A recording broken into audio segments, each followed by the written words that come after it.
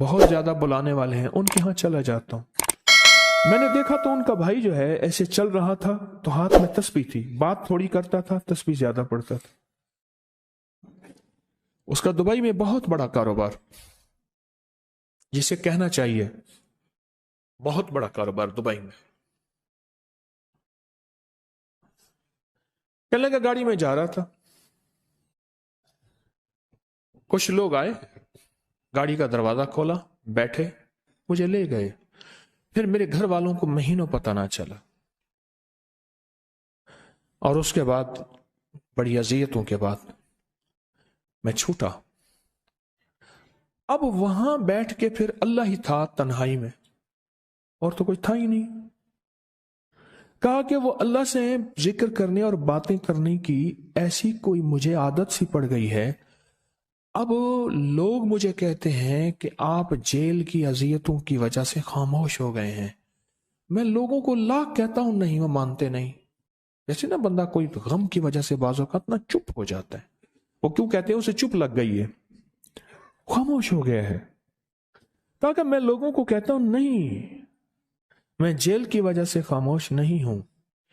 اس قید نے، اس جیل نے میرے اوپر جو آزمائش بھیجی ہے، اس قید نے اور جیل نے میرے اوپر جو آزمائش بھیجی ہے، اور میں پھر وہاں ذکر کا عادی بنا، دعاؤں کا عادی بنا، تسبیح کا عادی بنا، اعمال کا عادی بنا، اور وہ عادت سی پڑ گئی ہے، اور وہ عادت سی ایسی پڑی ہے کہ بس سارا دن اب اسی میں لگا رہتا ہوں، سارا دن اب اسی ذکر میں اور اسی یاد میں لگا رہتا ہوں۔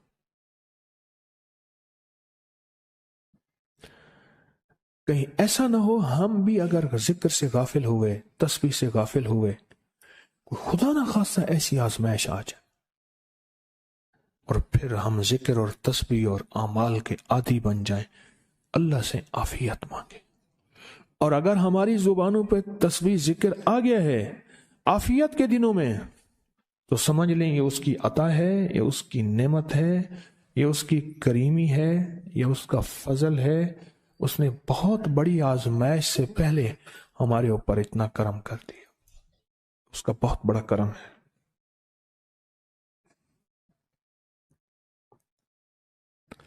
اس لیے اللہ جل شانہ کے حبیب کملی والے نے آزمائشوں سے پناہ مانگی ہے۔ اللہم انی اعوذ بک من جہد البلاء، آزمائش، کوئی بلا آ جائے، ودرک شقاء، شقاوت میں میرا نام آئے، بدبختی میں، یہ بھی آزمائش ہے، وسوء القضاء، میرے لیے ایسے فیصلے ہونا شروع ہو جائیں جو مجھے برباد کر دیں، ایک کے بعد دوسرا میرے حق میں فیصلہ، میرے خلاف فیصلے سارے، وشماتت الاعداء، اور ایسا وقت میرے آزمائش نہ آئے کہ دشمن تالیاں بجائے، دشمن ہنسے اور میرا مذاق اڑائے۔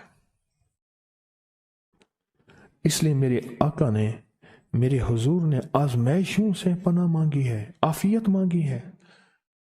اللہم انی اعوذ بک من زوال نعمتک، اللہ نعمت دی پھر اس کا زوال آ گیا، وتحول عافیت،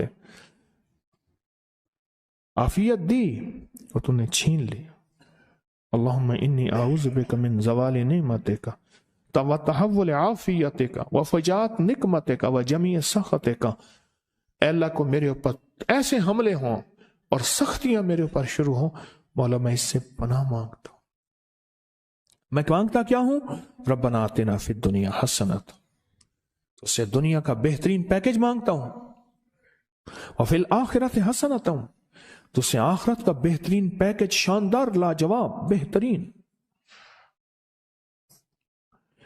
ہاں، آزمائشیں، مصیبتیں، تکلیفیں، حوادث، حادثات، ناکامیاں، بیماریاں، پریشانیاں، میں نہیں مانگتا مولا۔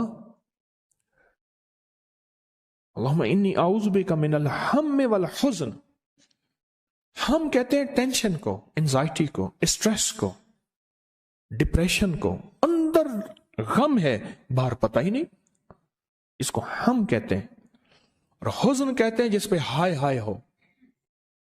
اے اللہ میں تجھ سے اندر کا دکھ جو مجھے دیمک کی طرح کھائے، اور باہر کا دکھ جو مجھے تڑپائے، اندر کا دکھ کھائے اور باہر کا دکھ تڑپائے، اے اللہ میں اس سے پناہ مانگتا ہوں۔ ہم والحزن، عجز والکسل، ایسا کہ میں عاجز ہو جاؤں یا میرے پر سستی غالب ہو جائے۔ کتنے لوگ ایسے ہیں ان کے اوپر سستی غالب ہے، بہت بڑی مصیبت ہے زندگی کی۔ میری آقا کملی والے نے اس سے پناہ مانگی، اللہ کے حبیب میرے آقا نے آزمائشوں سے پناہ مانگی ہے۔ اللہم انی اعوذ بک من الفقر والکفر، اے میرا مولا مجھے کفر سے اور فقر سے بچا۔ فقر ایسا، غربت ایسی آئے کہ میرے ذہن میں ہر وقت لوگوں کی جیبوں پہ نظر ہو، ہر وقت لوگوں کی جیبوں پہ نظر ہو۔ یہ دو وقت میں ہوتا ہے، ذہن نشین رکھیے گا۔ اس فقیر کا تجربہ ہے، ایک جب طمع بڑھ جاتا ہے، لالچ بڑھ جاتی ہے، اس وقت لوگوں کی جیبوں پہ نظر ہوتی ہے۔ جب فقر بڑھ جاتا ہے، غربت اور تنگ دستی اور فقیری بڑھ جاتی ہے، پھر لوگوں کی جیبوں پہ نظر اس کی ہوتی ہے اور اللہ کے خزانوں پہ نظر نہیں ہوتی یا کم ہوتی۔ اے میرا مولا مجھے فقر سے بچا اور کفر سے بچا، کہ ایسا وقت نہ آئے میں اپنا دین بیچ بیٹھوں، اپنا ایمان بیچ بیٹھوں۔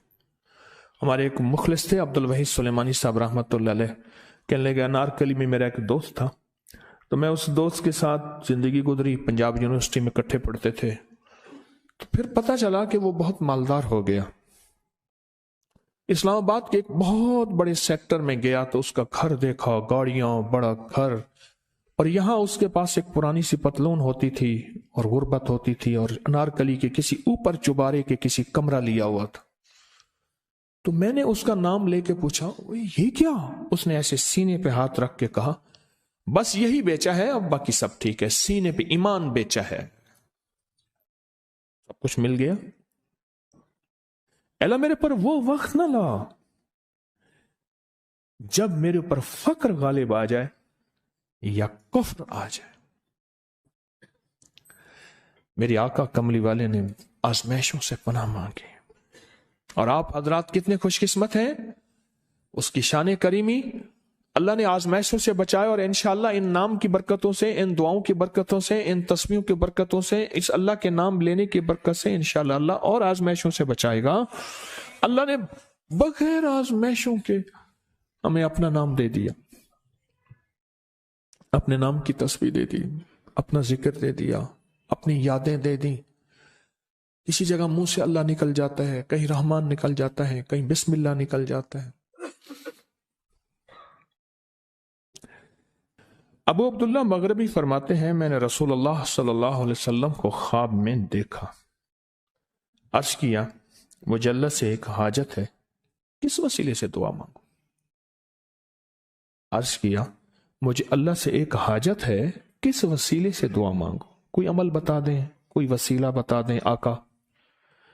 میں نے حضور سے خواب میں سوال کیا تو آپ نے ارشاد فرمایا جس کو بھی اللہ سے کوئی حاجت ہو اسے چاہیے وہ سجدے کرے، یعنی 2 رکعت ادا کرے اور سجدے کی ہر رکعت میں 40 مرتبہ آیت کریمہ پڑھے، جو میں عمل میں بتایا کرتا ہوں، لا الہ الا انت سبحانک انی کنت من الظالمین۔ جب بھی کوئی مشکل ہو، الجھن ہو، پریشانی ہو، کوئی تکلیف ہو، کوئی مسئلہ ہو، تو میرے حضور نے فرمایا کہ تو ایسا کر، تو ایسا کر، تو کیا کر، تو نفل پڑھ، ہر رکعت میں سبحان ربی الاعلیٰ کے بعد 40 مرتبہ آیت کریمہ پڑھ، اور پڑھ ایسے ڈوب ڈوب کے، مانگ مانگ کے، گڑ گڑا کے، بھیکاری محتاج سائل اور منگتا بن کے پڑھ۔ اور حدیث میں آیا کہ کوئی مصیبت زدہ اس کو نہیں پڑھتا جس کی مصیبت دور نہیں ہوتی۔ آیت کریمہ کو فرمایا کوئی مصیبت زدہ اگر پڑھ لے اس کی مصیبت دور ہوتی ہے۔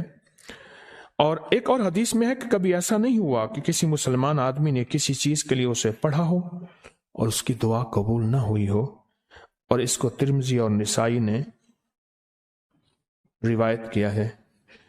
میرے آقا فرماتے ہیں کہ میں جب شب معراج میں میرا ایک شخص پر گزر ہوا جو نور عرش میں چھپا ہوا تھا، عرش کے نور میں اتنا ڈوبا ہوا تھا، خود چھپا ہوا تھا عرش کے نور میں۔ میں نے پوچھا یہ کون ہے؟ یا کوئی فرشتہ ہے؟ فرمایا نہیں۔ میں نے کہا تو پھر یہ کون ہے؟ فرمایا ایک انسان ہے، جب دنیا میں تھا تو یاد خدا اسے اس کی زبان پر تر و تازہ رہتی تھی، اس کا دل مسجد میں لگا رہتا تھا، آج اللہ کے حضور یہ نور عرش کے نور میں اتنا ڈوبا ہے کہ خود چھپ گیا۔ دو چیزوں کی وجہ سے، ایک، اس کی زبان ہر وقت اللہ کی یاد سے تر و تازہ رہتی تھی۔ جو دم غافل سو دم کافر، میں نے مرشد سبق پڑھایا ہو۔ حضور کہتے ہیں میں مرشد کے پاس گیا، میں نے کہا حضرت کو نصیحت فرما دیں۔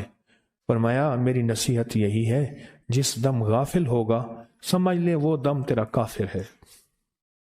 اور کافر کے معنی اصل ہیں انکار کے، وہ تیرا دم اللہ کے ساتھ جڑا ہوا نہیں ہے۔ پر میں ذکر کرنے والوں کی مثال زندہ کی ہے اور ذکر نہ کرنے والوں کی مثال مردہ کی ہے۔ حضرت خالد بن ولید نے فرمایا ایک طرف ہزاروں تھے اور فرمایا مجھے چند دے دیں، تو پوچھا آپ کو چند کیوں دیں؟ کہا وہ سارے مردہ ہیں، وہ کلمہ پڑھنے والے نہیں تھے، وہ سارے مردہ ہیں، مجھے چند کلمہ پڑھنے والے دے دیں، یہ سارے زندہ ہیں اور یہ غالب آئیں گے۔ اور یہی ہوا، اور یہ کلمہ پڑھنے والے غالب آ گئے۔